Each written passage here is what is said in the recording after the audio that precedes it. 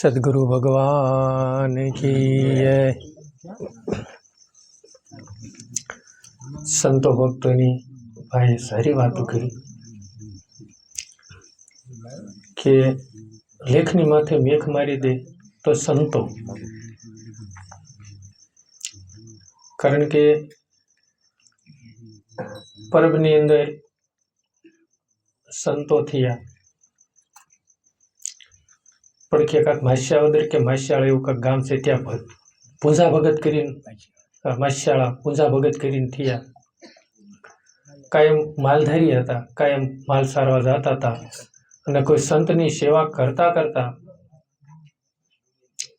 માતાજીને એકવાર એવું થયું પૂંજા ભગતના ઘરનાને માને કે આજ મારે સંતના દર્શને આવવું છે, અને ગયા સેવા કરતા કરતા સંતનું ચરણ પીગળી ગયું અને આશીર્વાદ આપી દીધો, તમારે ત્યાં દીકરો થશે, જાઓ મારો આશીર્વાદ છે। અને સમય જાતા જાતા સંત દેવીદાસનું પ્રાગટ્ય થયું। વિસામણ બાપુનું પણ એવું જ જીવન ગાથા છે। પાતામણ બાપુને ત્યાં શેર માટેની ખોટ હતી। સજનનાથ જેને કહેવાય, અત્યારે ડુંગર છે સજન ડુંગર ધુફણિયાની બાજુમાં, અને ત્યાં ગ્રસ્તી હતા, ઘરે મહેમાન આવતા, થોડુંક આમ તેમ બોલ્યા, એમાં મોઢાની રેખા પડી જઈ અને શેરનાથ મીનનાથ નાકડે ગયા સજનનાથ બાપુ પાસે। ત્યારે કીધું કે શું થયું ભગત? કીધું બાપુ અમારે તો ગ્રસ્તીને તો આવું નાના મોટા આવરણો હાવી રાખે। પછી બહુ કહેવા માંડ્યા ને ત્યારે કીધું કે બાવો તને દૂધ પાઈ દીકરા નહીં દે, એવું મેણું માર્યું હતું। ત્યારે એને કીધું કે જેને કહેજે દૂધ પીવે ને એ જ દીકરા દે, હવે તમે અહીં તમે દૂધ પાવા ન આવતા, અને આ દૂધ છે ને તમે જઈને માને પાઈ દીજો અને દુફણિયા છોડીને નીકળી જઈજો। અને એ સજનનાથના આશીર્વાદથી પાતામણ બાપાને ત્યાં વિસામણ બાપુનું પ્રાગટ્ય થયું, અને ત્યાં કણે 6 પેઢીએ પીરનું પ્રાગટ્ય થયું। એવો આપણે સોરઠ ધરાનો પંચાળનો ઇતિહાસ છે કે સંતના આશીર્વાદથી, સંતોના સમાગમથી આ બધો પ્રભાવ પડે છે। એકવાર એવું કહેવાય છે કે જુનાગઢની તળેટીની અંદર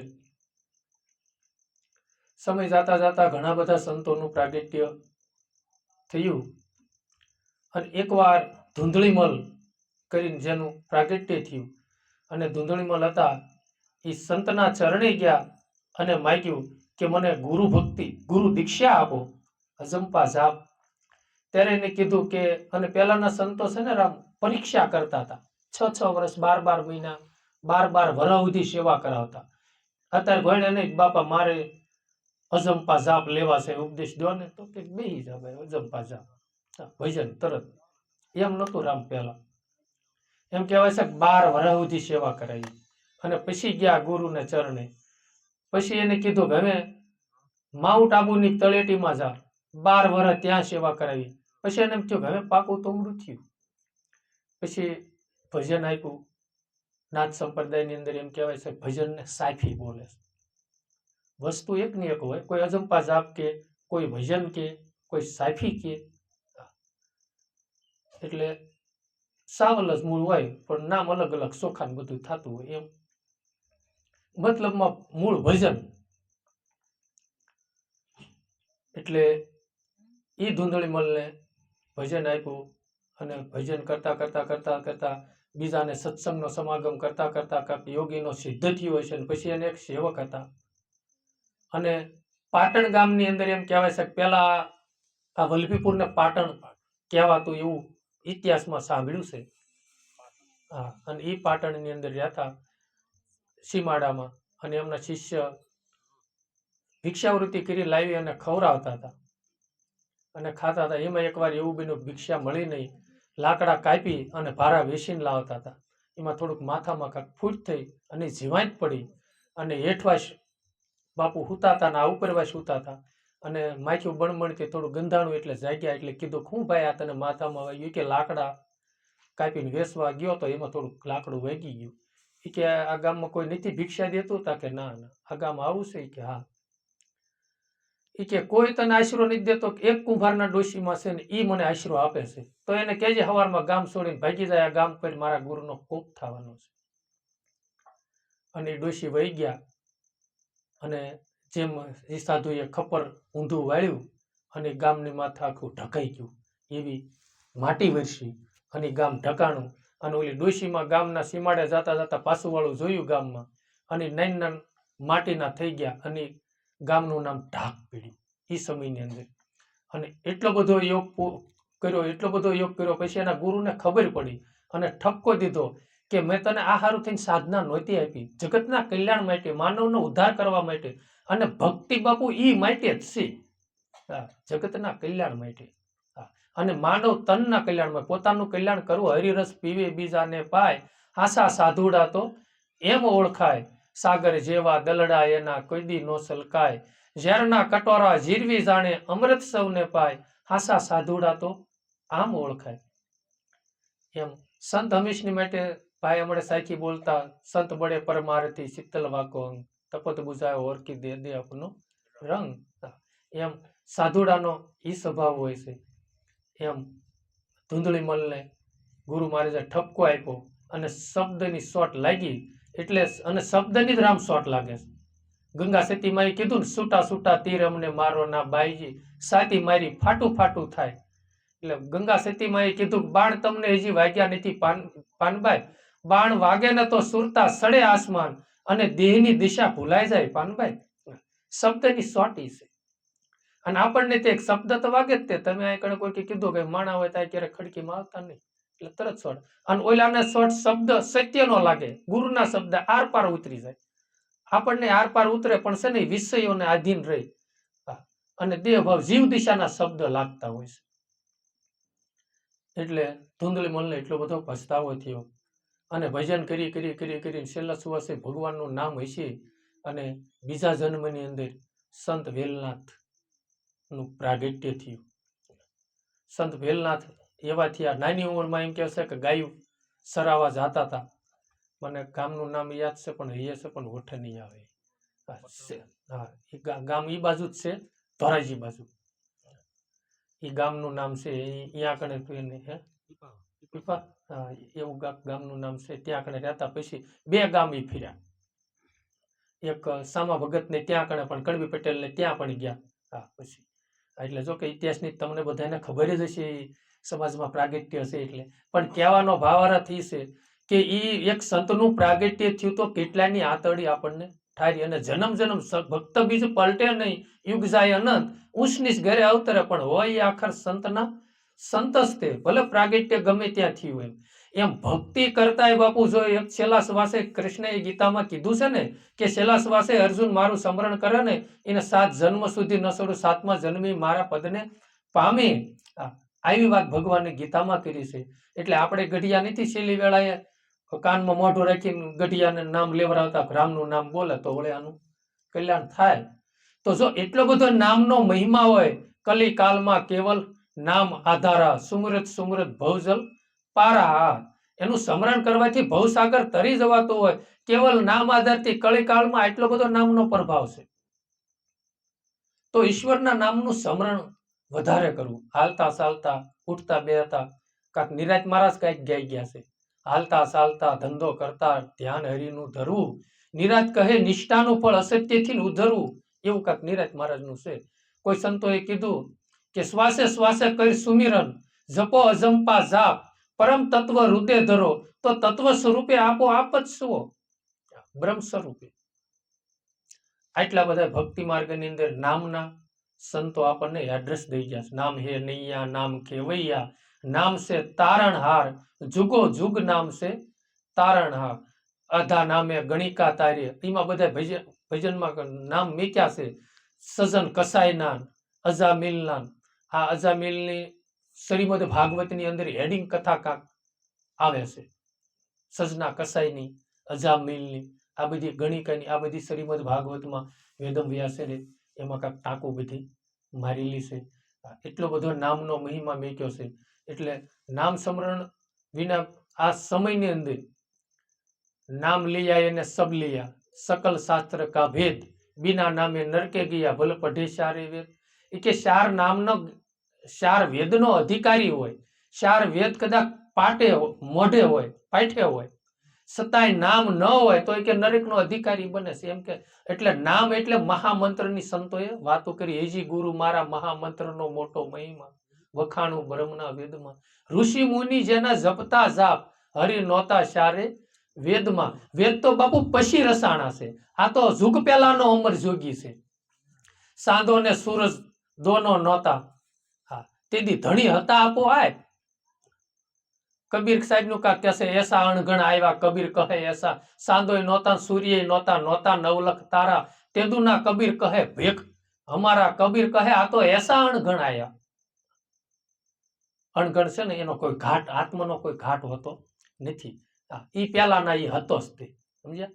પણ છે કેવું કે સોનાની લગડી હતી, પણ એમાં બિસ્કિટ, સોનાની લગડી એટલે બિસ્કિટ હતું, પણ એમાંથી બુટી ચેન ને વીટી ની બધું ઘાટ અલગ પીડ્યા ને એટલે નામ અલગ પીડ્યું, પણ છે હોનું નું હોનું.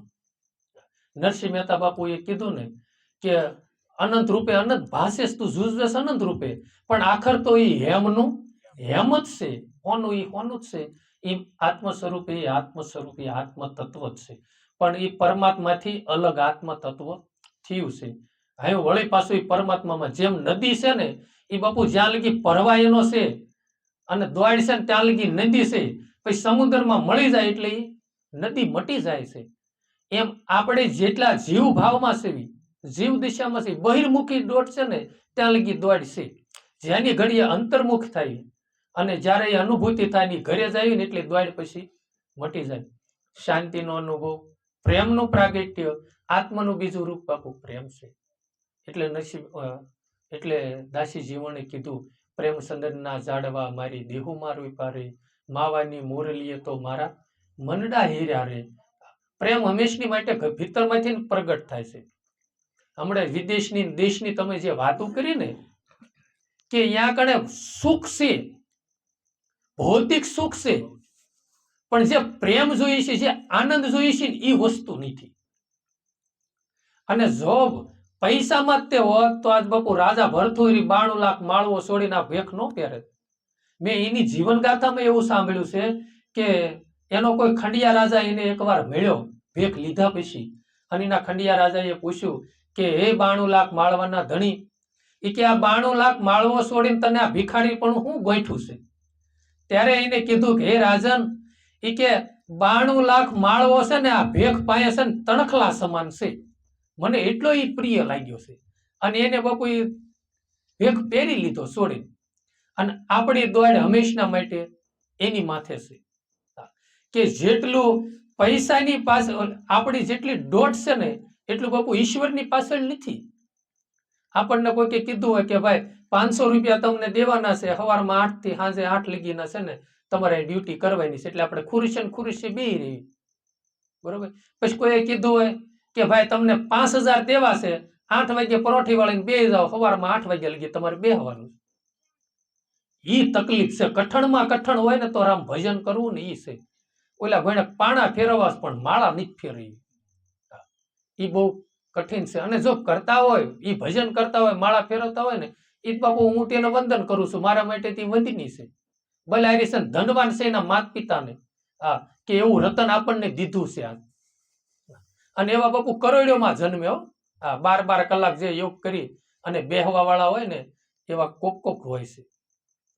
એમ સુખ ભૌતિક સંપત્તિમાં ઈ છે, તમારી પાસે એસી છે, 4 વ્હીલ ગાડી છે, એ બધું સુખ છે. સત્તાય તે જે અંદરથી આનંદનો ને પ્રેમનો ઉભરો આવવો જોઈએ ને ઈ રામ નથી.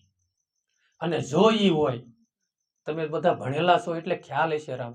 સમય પહેલા એમ કહેવાય છે 2 વર્ષ પહેલા 2.5-3 વર્ષ જેવું થયું, મેં એકવાર પેપરમાં લેખ એવો વાંચ્યો હતો દિનેશ અંબાણીનો નેનો, હા બાપુ 2 ભાઈ કોરાટે હતા, હા, અને એની માં જીવતી ની રોતા હતા, એવું કાંક મેં વાંચ્યું હતું એકવાર ઘણા સમય પહેલા. આટલી બધી સંપત્તિ હોવા છતાંય તમે જુઓ તો સમજણનો રામ અભાવો છે. હું આ દુનિયામાં લઈને આવ્યા હતા ને લઈ જવાના હતા, છતાંય તે એક શેઠા હારું થઈને કેટલી મારામારી આપણે કરતા હોય. સમજણ ઘટે છે ને જીવનની અંદર. પણ જેટલું માણસ જાતું કરે અને ગમ ખાય ને, દેવાવાળો તો હરી છે, દેવા રેવાળો નથી, દુબળો ભગવાન નથી, ભિખારી હેજીવાલા અખંડ રોજી હરિના હાથમાં. આવા પ્રભાતિયા સંતોએ આપણને ગાય અને સમજાવ્યા છે અને કીધું સુખ દુઃખ વાલા મનમાં નો આણીએ, ઘાટ સાથે ઘડિયા, રઘુનાથના ટાળ્યા કોઈથી કોઈના નો ટળે, રઘુનાથના ઘડિયા હેજીવાલા, સુખ દુઃખ મનમાં કોઈ દી નો આણ્યા. પછી એને કીધું હરિચંદ્ર રાજા સેવા સરખા રાજ્યા, જેના ઘેરે તારામતી રાણી, સતને કારણે તૈણે વેસાણા. આવા બધા અલગ અલગ મેં શ્રીમદ ભાગવતની અંદરની કથામાં છે. પછી મહાભારતની અંદર એવું સાંભળ્યું છે કે જ્યારે દુર્વાસા મુનિ પાંડવોને ત્યાં આવ્યા છે અને જમવાનું માગે છે અને કસોટી થાય છે અને જમવાનું ખૂટી જાય છે, એટલે એક સોખામાં ભગવાન દુર્વાસા મુનિને જમાડી દેશે. આવી કથા એની પૂરી થાય છે અને એ વખતે ધર્મરાજા ભગવાનને પ્રશ્ન કરે છે કે હે પ્રભુ, અમને દુઃખ પડ્યું, એવું કોઈને આગળ દુઃખ પડેલું? એટલે ભગવાને કીધું કે હે રાજન ધર્મરાજા, તમને દુઃખ નથી પડ્યું અત્યારે, એવું આગળ દુઃખ પડ્યું કે નળ રાજા અને દમયંતી અડધા વર્ષથી વનમાં ગયા અને 12 વર્ષ એને વન ભોગવાન અંજળનો એને ત્યાગ, અન્નનો એને ત્યાગ કર્યો. આવું અને એ પોતે બે જ હતા, એમાં જ બી જુદા પડી ગયા પાછા, અને વન બે એક ઉકું થઈ ગયા. અને તમે પાસે હારે છો, છઠ્ઠા દ્રૌપદી છે, અને આમ ગણો તો 5 પાંડવ, છઠ્ઠા નારાયણ હારે, તમને દુઃખ નથી. એમ આપણે કોઈ પણ માણસને બાપુ મળવા જાય ને એટલે એનું આવરણ હોય, એનું દુઃખ હોય ને, તો એને એવી વાત કરો જેથી કરીને બીજાનું મોટું આવરણ હોય ને એટલે આમાં માણસનું આવરણ રામ નાનું થાય.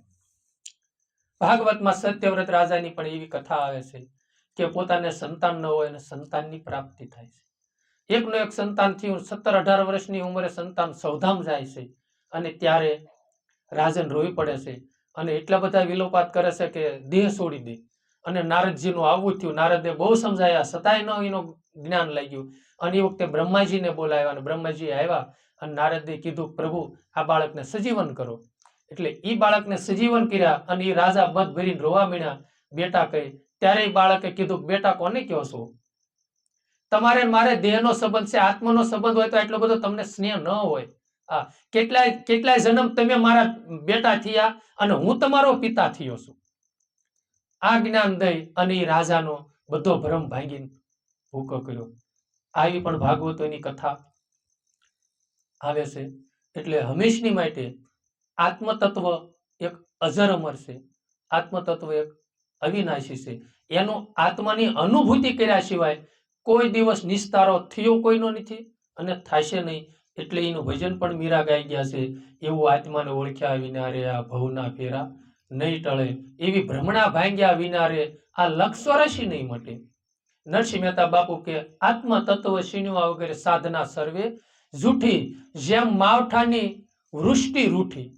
આત્મ તત્વ શીણવા વગર સાધના સર્વે જૂઠી. શું થયું ઘેરે બેઠા દાન દઈ, શું થયું સ્નાન કર્યા થકી, શું થયું વ્રત તીરથ કર્યા થકી, અને શું થયું રાગ રાગણી જાણ્યા થકી, 36 રાગ રાગણી જાણ્યા થકી, શું થયું વાણીનું વ્યાકરણ કર્યા થકી. આપણે આ વાણી બોલીને પછી આનું એક વ્યાકરણ કર્યું એ થકી કે શું થયું?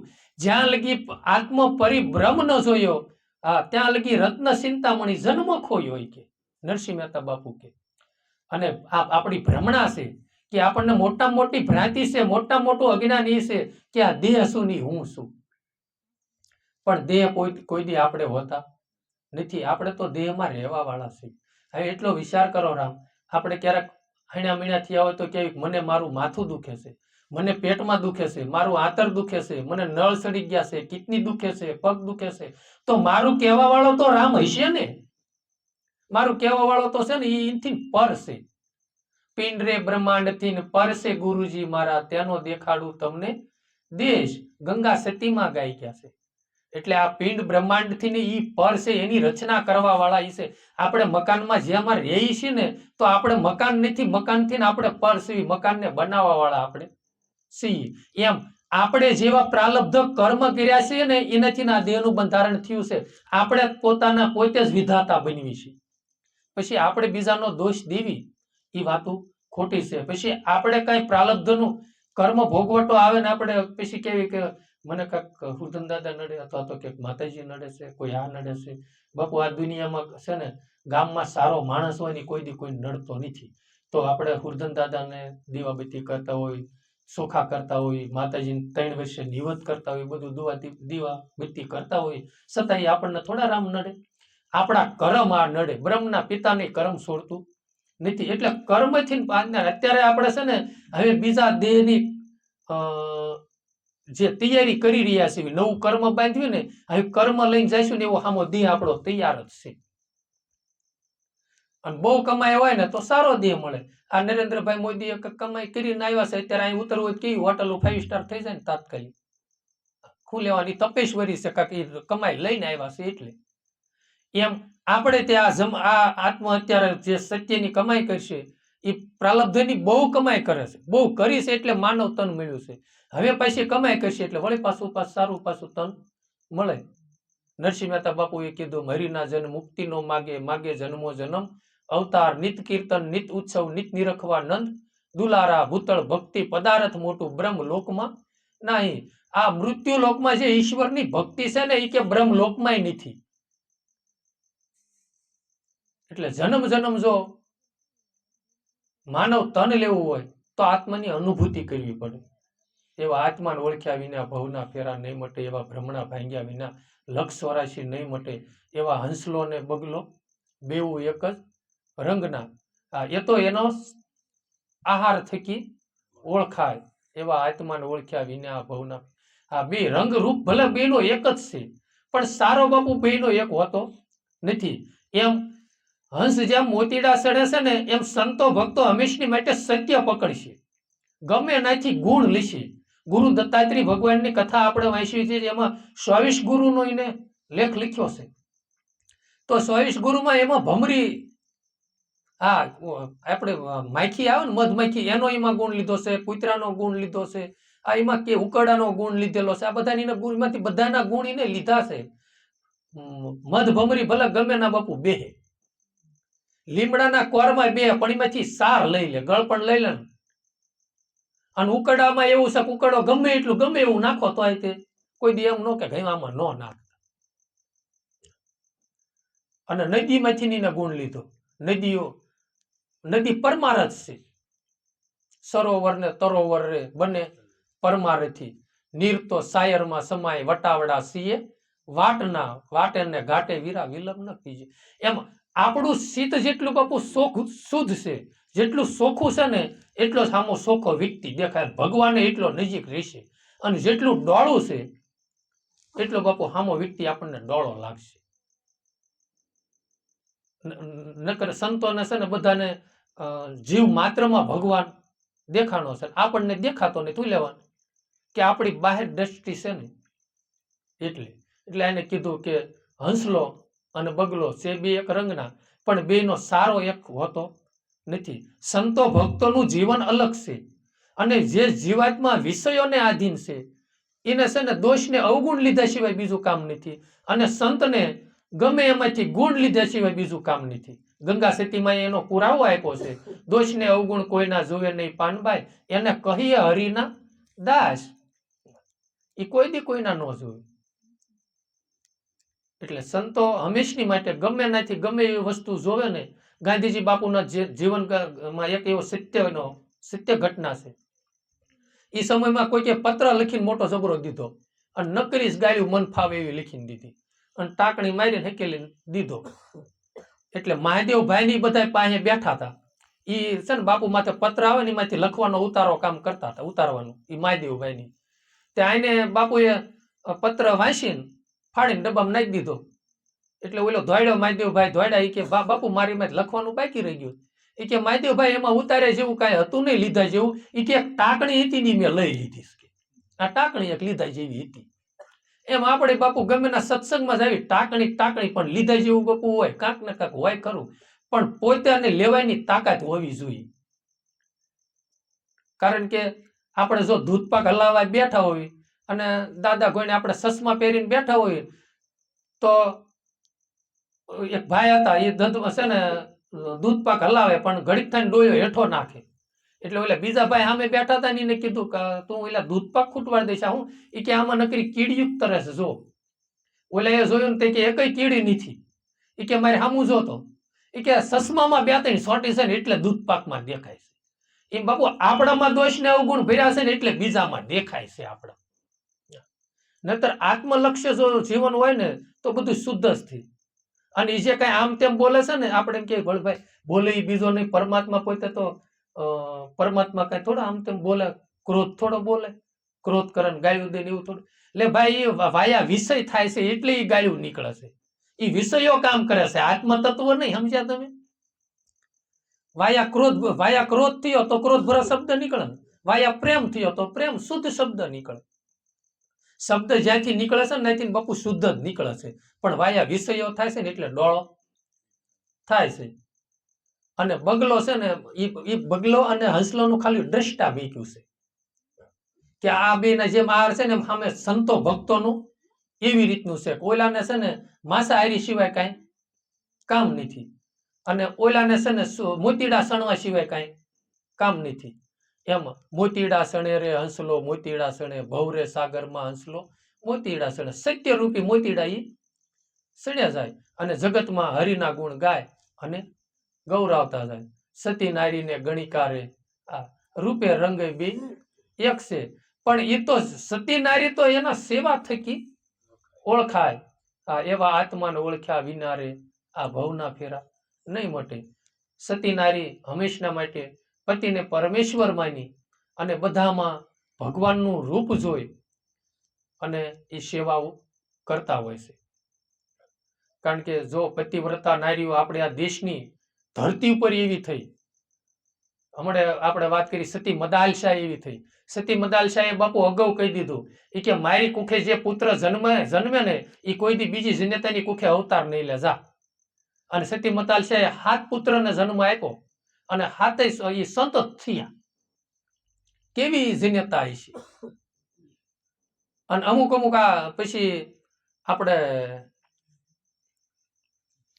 આ ઓલે ફૂલડાની માળા ને એવું બધું પહેરાવે કે કરમાય તો જળપુત્ર જાળીને સતી વૃંદા કેવી મહાન થઈ અને એના પતિ તો એનું સતીત્વ અખંડ રાખવાનું થઈને ભગવાનને ભારે પડી ગયા અને ભગવાનને જાળીને ધરનું બાપુ એને મારવા હારું થઈને રૂપ લેવું પડ્યું અને એનું સતીત્વ ખંડિત કર્યું સતી વૃંદાનું અને એનું મૃત્યુ જાળીને ધરનું થયું આવી બાપુ આ સત્યુ છે અને આવી એની ભક્તિ છે તોળીએ તણનર તારિયા જેસલ સાસટીયો સધીર તૈણી થયા ને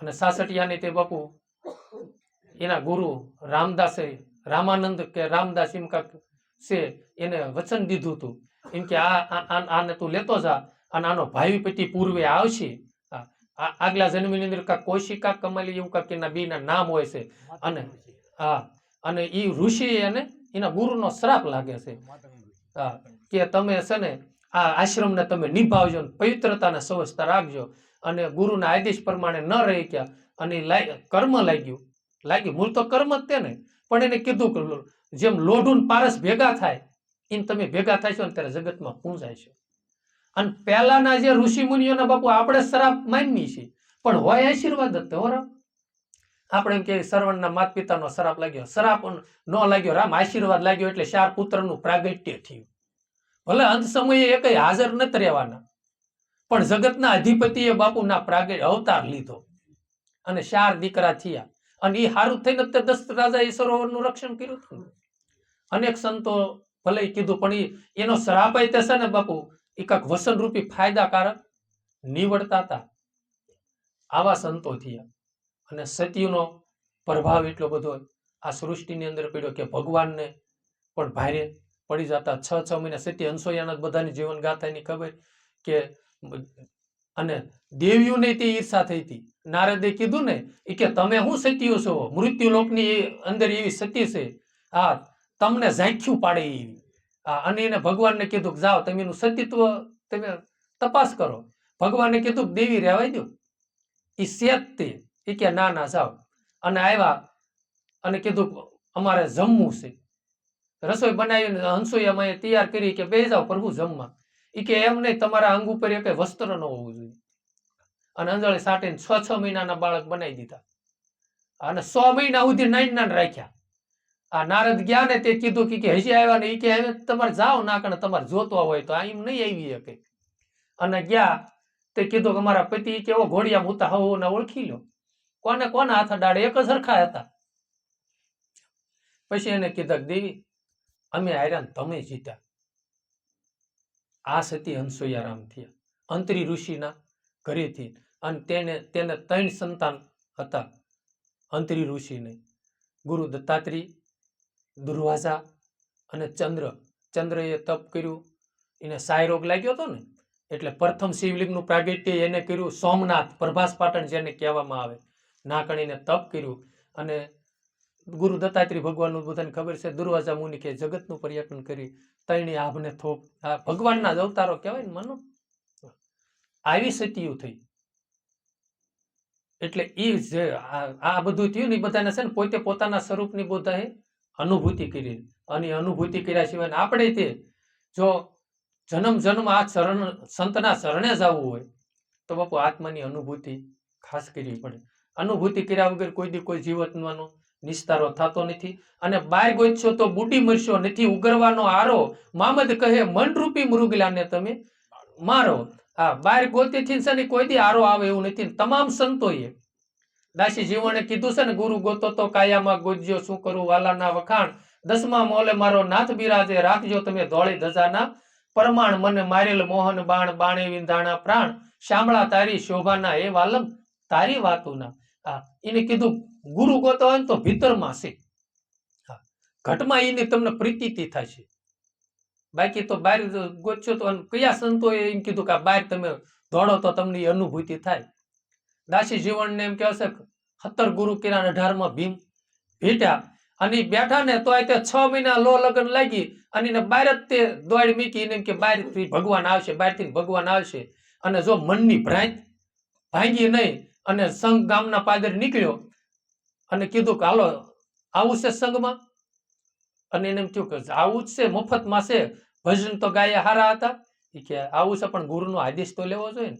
એના ગામના કલ્યાણ સાહેબ હતા, એ જાતા હતા કે ગુરુને મળવા આવું છે.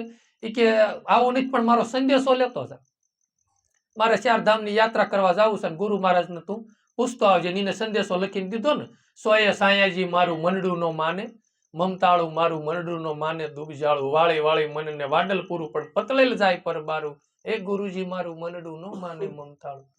અને ઈ ભીમ સાહેબે એમ થયું ઓહો આ જીવન. પછી એને સંદેશો લખ્યો છે, જીવન જીવને જ્યાં રાખીએ વાગે અનદ તુરા, ઝીલમિલ જ્યોત્યુ જળ હળન વર્ષે ત્યાં નિર્મળ નુરા, ગંગા જમના સરસ્વતી વસે ત્રિવેણીને ઘાટે, આ સૂક્ષ્મના તમે સહેજે સાજ્યો ને વળગી રહેજો એની વાટે, એ જીવન જીવને જ્યાં રાખીએ, એટલે મનને જ્યાં સુરતા ત્યાં રાખીએ. પછી એને છેલ્લે ટાંક એવી મારી ને, એ જીવન આ સંદેશો છે સતલોકનો, મારો નથી, સંદેશો છે સતલોકનો. પણ ભીમ સાહેબે ખાલી ભેજ્યો એટલે લખ્યો, ગુરુએ પત્ર લખ્યો પ્રેમથી, આ ગુરુ જીવન તમે એને લગ્નથી તમે લેજો. અને એને જો કીધું કલ્યાણ સાહેબ ને હાલે આ સંદેશો દીજે, જવા દઈને ગોતો ને પછી ગોતી લે ભગવાનને, અને 2 શબ્દ તારે ક્યાં હોય તું કહેજે. અને ત્યારે એને કીધું ગુરુજી કર્યા પણ ગરજ નથી, ગરજ વગર જ્ઞાન ક્યાંથી આવે.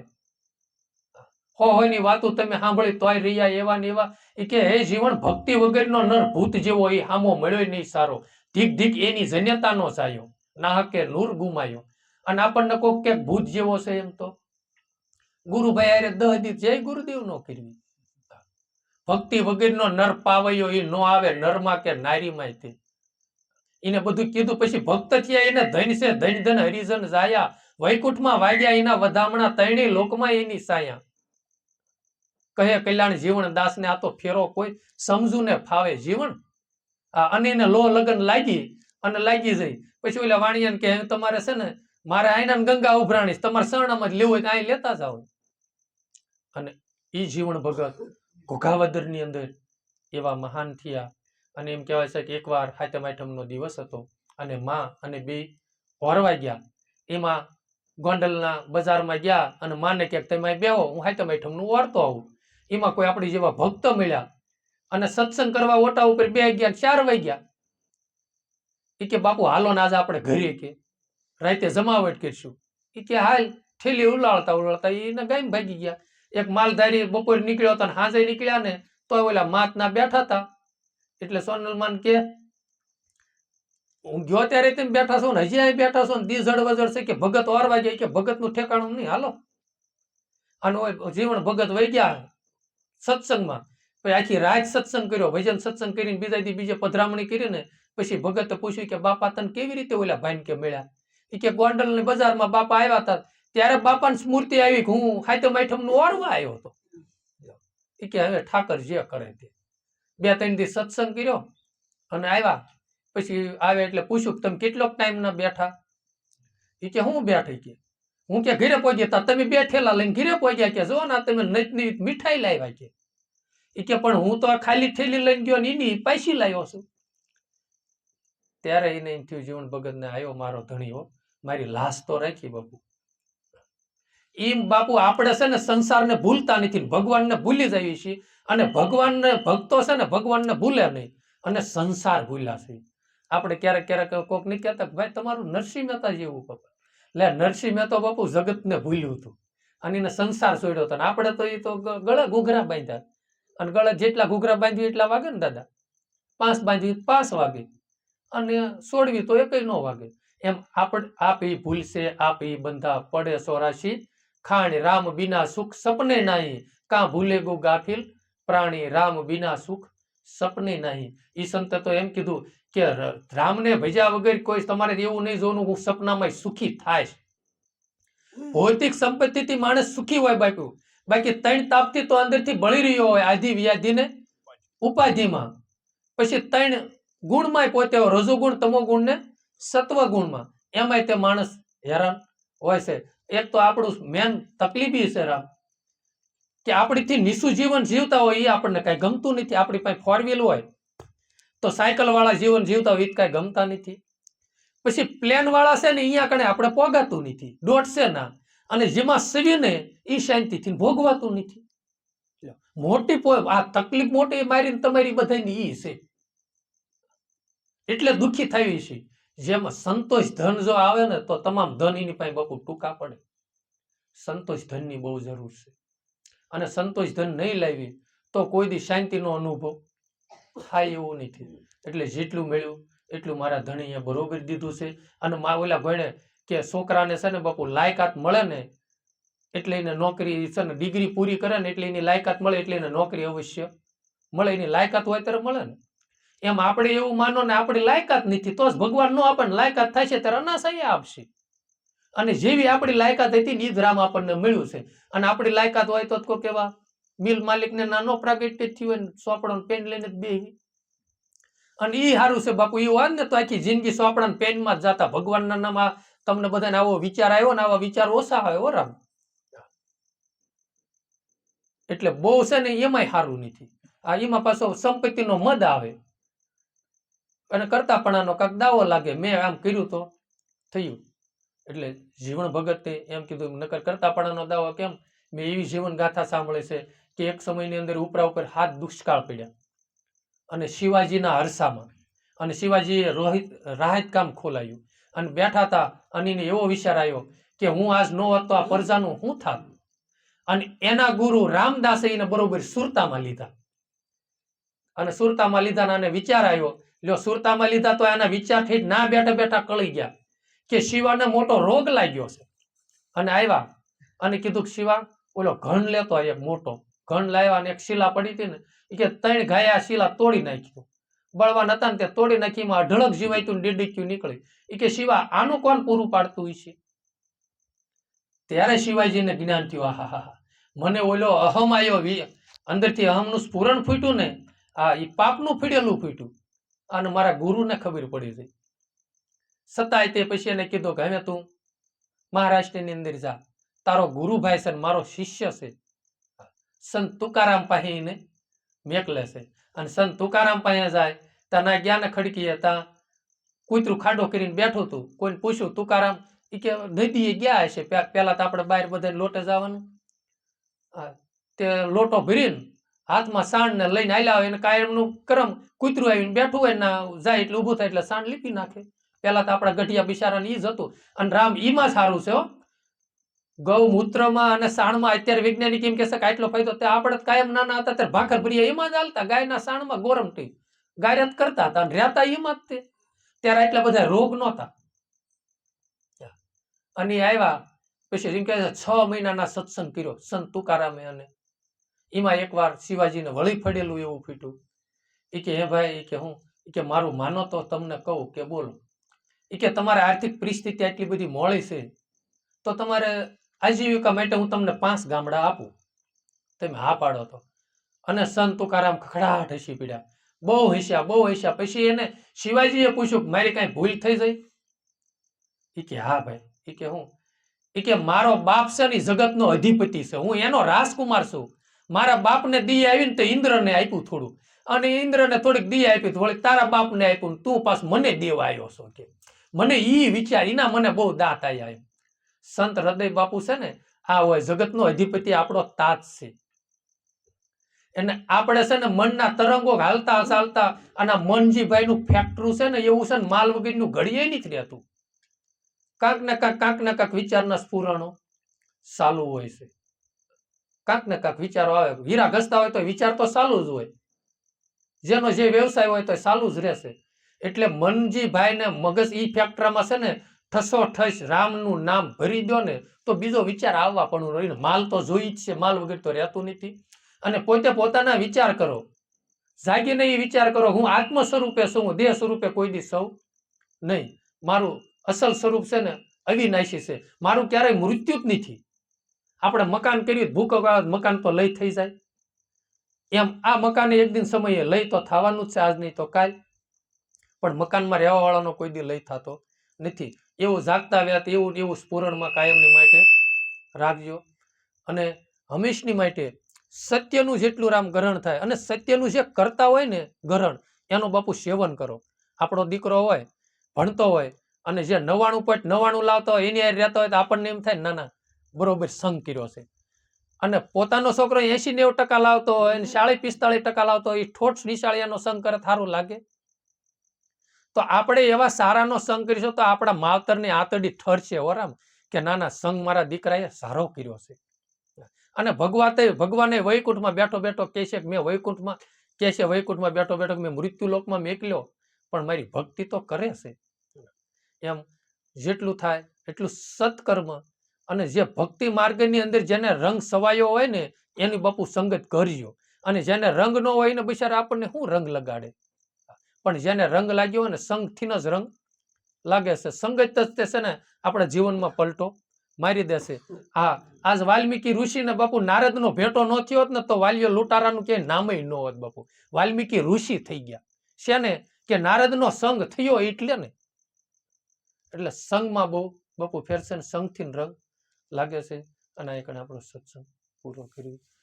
સતગુરુ દેવની જય, દ્વારકાધીશની જય, રામા પીરની, ગિરનારી મહારાજની જય, ગુરુદત્ત ભગવાન કી જય, સનાતન ધર્મની જય.